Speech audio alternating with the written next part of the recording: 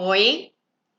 Vocês sabiam que muito do que seus filhos comem e da relação que eles vão ter com a comida depende da nossa forma de apresentá-la a eles?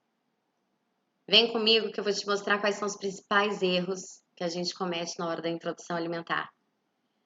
A gente escuta sempre dizer: ah, mas ele não gostou, mas ele fez cara feia. Gente, a maioria das crianças, na época da introdução alimentar, precisa ser exposta até 15 vezes ao mesmo alimento para a gente saber se ele gostou ou não. Só que o que que a gente faz? Fica naquela aflição horrenda de querer que ele coma alguma coisa e aí não oferece aquele alimento novamente. A comida, ela tem consistência, ela tem que ter consistência, como a gente está formando um hábito. Segundo ponto, a ansiedade. A nossa ansiedade com que eles comam gera neles uma ansiedade para saber se vão agradar, se não vão, ou às vezes até como forma de rebeldia ou de chamar atenção. Então tomem muito cuidado. Não fica naquela questão, eu falo que a comida tem que ser colocada, oferecida, e a gente tem que respeitar a saciedade da criança. Eu não como igual a você. Não é toda criança da mesma idade que vai comer o mesmo tanto. E a gente tem que lembrar que eles já comem menos do que a gente. O estômago deles ainda é pequenininho. Muitos pais falam assim: ai, mas eu dei, doutora, porque ele estava com vontade. Eu fiquei com medo dele, dele passar fome, dele aceitar.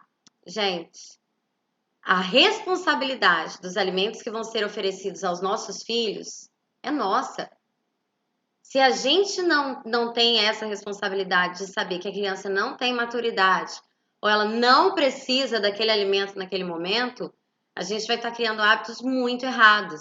Assim como a gente permite a substituição das refeições. Por exemplo, quando seu filho, você acha que ele não comeu o suficiente ou ele não quis aceitar o almoço, ah, mas então eu vou dar mamadeira, porque pelo menos assim ele come alguma coisa. Ah, então eu vou dar isso, porque pelo menos assim, nada, gente. Dessa forma, vocês estão ensinando as crianças que elas não precisam comer aquela refeição. Porque se elas não comem aquilo e elas sabem que elas vão ganhar outra em troca depois, elas vão escolher aquelas que elas gostam mais, a que elas estão acostumadas. E uma coisa que eu brinco sempre: ninguém tira mania de velho. Quanto mais a criança vai crescendo, mais difícil fica da gente mudar certos hábitos. Outra questão muito importante é a questão de rotina. Criança precisa ter horário, ela precisa ter os hábitos alimentares, assim como os de sono, a rotina da casa. Então é muito importante que a gente respeite os horários das refeições.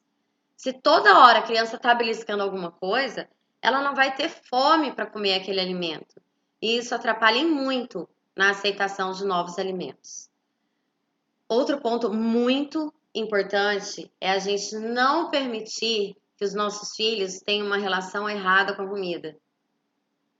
Como assim, Natália? Você tá ficando doida? Relação errada com comida? Quando a gente fica falando o tempo todo, eu tenho que comer menos, eu tô de dieta, eu tô feia, eu tenho que emagrecer, a gente implanta isso na cabeça dos nossos pequenos. Uma vez, a Maitê era pequenininha ainda, e ela virou pra mim e falou assim: não quero mais, tô de dieta.